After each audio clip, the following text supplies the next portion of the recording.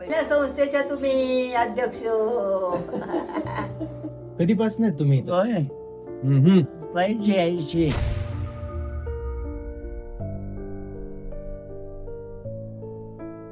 किती दिवस झाले इथं? काय म्हणतात किती दिवस झाले इथे आहेत म्हणलो? अफजल खानला काय म्हणतात ते काय कळलं येत नाही. आज आपण उभे आहोत अशा एका जागी जिथं कोणाच तरी घर हरवलंय, जिथं कोणीतरी पोटच्या लेकराची वाट पाहत. हो, ही जागा आहे विसावा फाउंडेशन.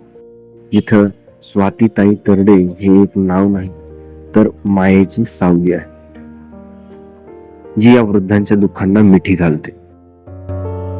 आम्ही तिथं गेलो त्या दिवशी. तिथं ह्या आश्रमाचा 3रा वर्धापन दिन होता. सहजमध्ये जाताना भिंतीवर लागलेला एक फोटो आम्ही पाहिला. तो फोटो होता प्रेरणास्थान असलेल्या सिंधुताई सपकाळ यांचा.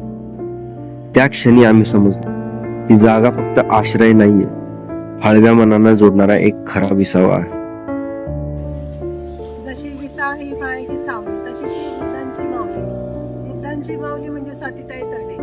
जिथं अनाथ, अपंग किंवा दिव्यांग किंवा ज्याला कुणीच नाही, निराधार अशा लोकांचा सांभाळ केला जातो. ते म्हणजे विसावा सोशल फाउंडेशन वृद्धाश्रम जाळणवाडी फाटा येथे हे वसलेलं आहे.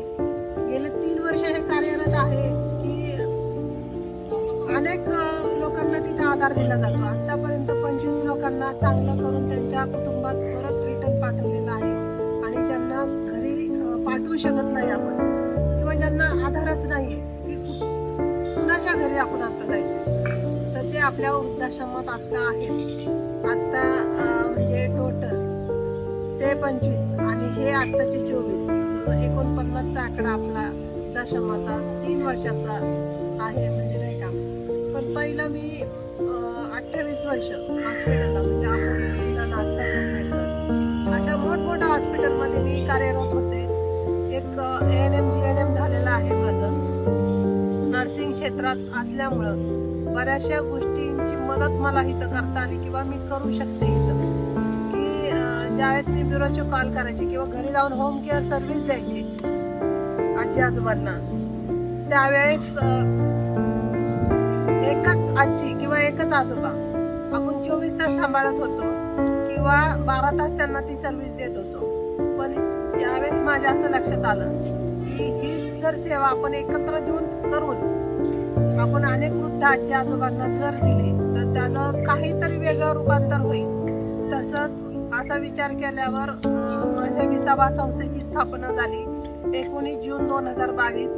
आज 29 जून 2025 साल उजाडलेला आहे. तर तिथं आपण काम करत आहोत. आणि हा जो काय प्रवास होता तो खूप खडतर होता की ह्या गोष्टी एवढ्या सोप्या नाही आहेत सांभाळणं. की कुणाला हात नाहीत, कुणाला पाय नाहीत, अशा लोकांना ज्यांना उठता येत नाही अशा लोकांना आपल्याला उचलून खुर्चीवर बसून त्यांना आंघोळ घालून त्यांचं शिशू साफ करून त्यांना चारणं भरणं सगळ्या गोष्टी कराव्या लागतात.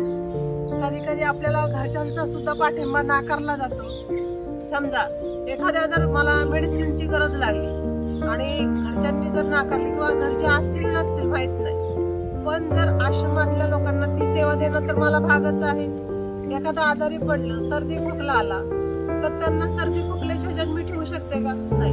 त्यांना बरं करण्याचं कर्तव्य आहे माझं आणि त्याच्यातून बाहेर काढणं, परत त्यांचं आयुष्य सुखकर करणं हेच माझं काम आहे. तर ते मी करत आहे. आणि दुसरी गोष्ट की एकच मला समाजाला म्हणावं असं वाटतं, जी आई म्हणजे मुलाला जन्म घालते ना 9 महिने आईचा गर्भ भाड्याने दिला जात नाही किंवा त्याचे वाटे केले जात नाही, पण ती सांभाळताना नेहमीच समाज किंवा मुलं समाजातली प्रत्येक जण वाटे का घालतो या प्रश्नाचं उत्तर मला शोधायचंय.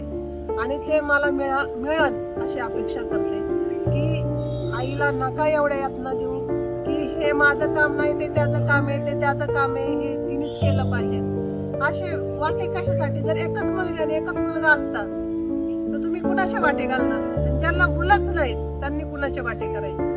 त्यापेक्षा त्या माता माऊलींना तुम्ही आनंदाने सांभाळा एवढीच मी स्वामीचरणी प्रार्थना करते. आणि आई बापाचे वाटे करू नका किंवा आश्रमाच्या वाटा दाखवू नका. एवढीच माझी समाजाला कळकळीने विनंती आहे. धन्यवाद. वृद्धांची माऊली स्वातीताई तरडे, तुमचं कार्य हीच आमची खरी प्रेरणा आहे.